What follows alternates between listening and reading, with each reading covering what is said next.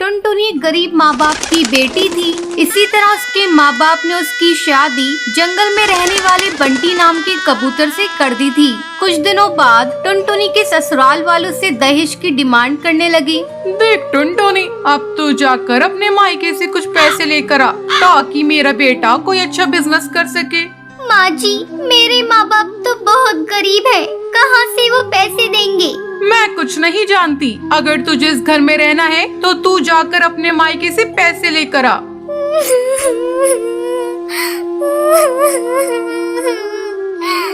ठीक है माँ जी, मैं जा रही हूँ, लेकिन मुझे नहीं लगता कि मेरे माँ बाप आपकी डिमांड को पूरा कर सकेंगे। अगर तू पैसे लेकर नहीं आएगी तो तू वहीं रह जाना, यहाँ आने की कोशिश भी मत करना। मेरा बेटा जवान है, मैं उसकी दूसरी शादी कर दूंगी। मजबूरी में टुनटुनी अपने मायके जाती है, लेकिन अपने माँ बाप की हालत देखकर वो उनसे कुछ कहती नहीं है। एक दिन टुनटुनी को उल्टी होने लगती है। क्या हुआ बेटा, तुझे उल्टियाँ क्यों हो रही हैं? बेटा, मुझे ऐसा लग रहा है जैसे तू माँ बनने वाली है। ये सुनकर टुनटुनी चिंतित हो जाती है और अगले ही दिन अपने ससुराल जाती है। आ बहुआ, ये ले मिठाई खा। तेरी माँ ने पैसे दिए हैं ना, मैं कल ही बंटी का नया बिजनेस शुरू करवा दूंगी।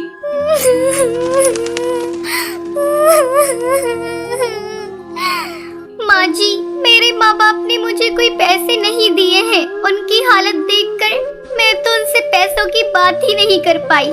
तू यहाँ क्यों खड़ी है? चल निकल मेरे घर से। अब मैं अपनी बेटी की दूसरी शादी किसी पैसे वाली चिड़िया के घर में करूँगी। ऐसा कहकर टुनटुनी की सास बबली कबूतरी उसे धक्के मारकर घर से बाहर निकाल देती है। टुनटुनी रोती रोती अपने मायके जाती है और समय आने पर एक नन्ही चिड़िया को जन्म देती है। टुनटुनी दूसरों के घरों में झाड़ू पोछा करके अपनी बच्ची को पालने लगती है। ऐसे ही कई साल गुजर जाते हैं। एक दिन जब टुनटुनी की बेटी भूरी स्कूल से घर आती है। माँ, ये देखो मेरे जूते फट चुके हैं। मेरी सहेलियाँ मेरा मजाक उड़ाती हैं। मुझे नए जूते ला कर दो, तभी मैं स्कूल जाऊंगी।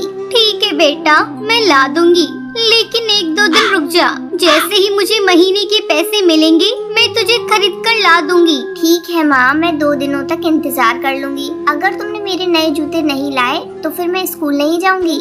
2 दिनों बाद जब टुनटुनी भूरी के लिए जूते खरीद कर लाती है, भूरी उसे देखकर खुश हो जाती है।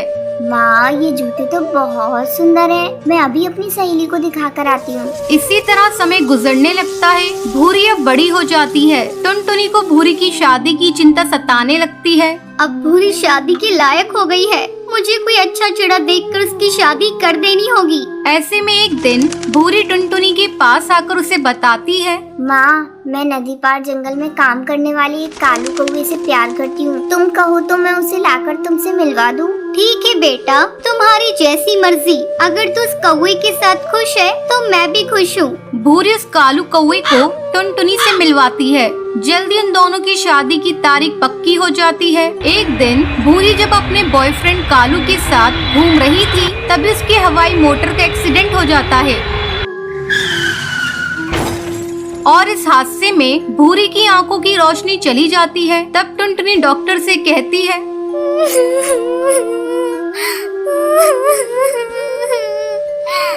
डॉक्टर, अब मेरी आंखें मेरी बेटी को लगा दीजिए।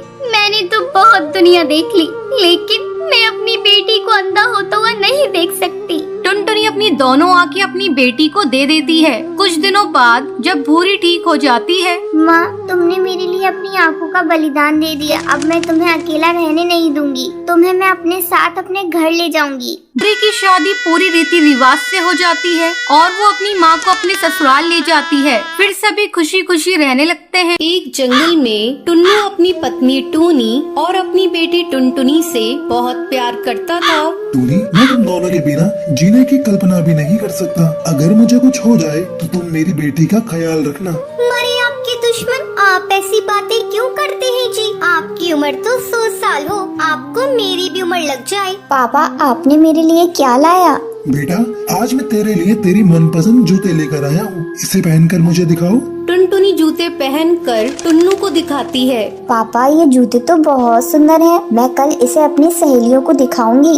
आप दोनों बाप बेटी बातें कीजिए, मैं आपके लिए खिचड़ी बना कर लाती हूँ। टूनी जैसे ही खिचड़ी बनाने के लिए किचन में जाती है, वो बेहोश होकर नीचे गिर जाती है। पापा जल्दी आओ, देखो माँ गिर गई। टुन्नू दौड़कर वहाँ पर आता है। अरे ये टोनी को क्या हो गया? मैं अभी डॉक्टर को लेकर आता हूँ। टुन्नू डॉक्टर को घर लेकर आता है। डॉक्टर टोनी का चेकअप करती है। बधाई हो, आपकी पत्नी माँ बनने वाली है। अब आपको इनका बहुत ख्याल रखना होगा। डॉक्टर के जाने के बाद टुनटुनी बेटा, अब तुम्हारा भाई आने वाला है। मेरे ऑफिस जाने के बाद तुझे ही तेरी माँ का ख्याल रखना है। ठीक है पापा, अब मैं माँ का ख्याल रखूंगी। उन्हें एक भी काम नहीं करने दूंगी। क्यों? मुझे क्या हुआ है? मैं काम क्यों नहीं करूंगी?